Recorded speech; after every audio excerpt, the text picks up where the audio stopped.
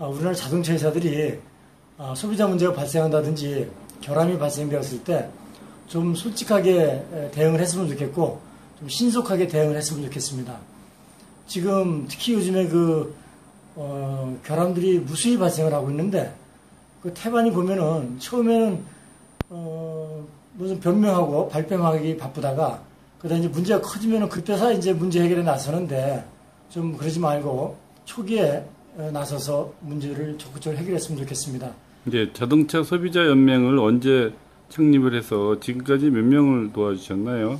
예, 2003년에 피해 소비자들이 모여서 자동차 소비자 연맹을 결성했는데 지금까지 한 11년간 무수히 많은 소비자들을 도와주었습니다. 그리고 그동안의 그 피해 유형도 뭐 신차 결함이라든지 뭐 에어백이 안 터졌다든지 뭐 무수히 많은 결함들이 있었습니다.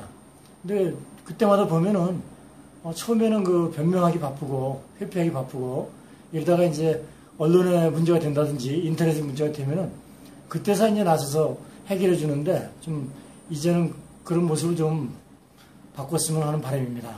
정부나 규제기관에서도 올바른 규제가 되고 있나요? 네, 지금 또 가장 큰 문제 중에 하나가 정부에서 그 제대로 관리 감독이 이루어지지 않고 있기 때문에 자동차 회사들이 계속 이러한 행태를 이어간다고 보고 있습니다.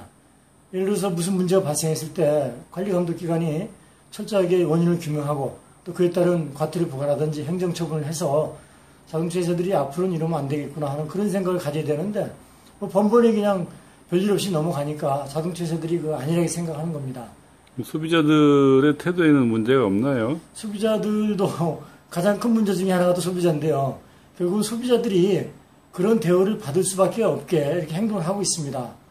무슨 문제가 있을 때 소비자들이 정말 끝까지 나서서 이 문제를 해결을 하고 물론 자신의 문제도 해결을 해야 되겠지만은 거시적으로 좀 나만이 아니라 다른 소비자들도 이런 문제를 겪지 않게 좀 해야 되겠다 이런 생각을 하면 좋은데 물론 저희한테 처음에 도움을 요청해 올 때는 전부 그렇게 얘기를 합니다.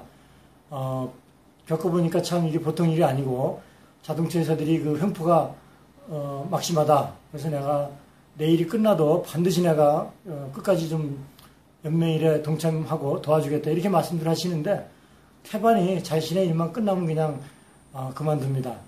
단순히 그만두는 것이 아니고 자기 일이 해결되면 해결됐다는 것을 좀 연맹에 보고를 해줘야 되는데 그냥 유야무야 그냥 전부 힘들어서 그만두겠다 뭐 그냥 가족들이 만류해서 그만두겠다 이런 식으로 그만두기 때문에 자동차 회사가 겁을 내질 않는 겁니다.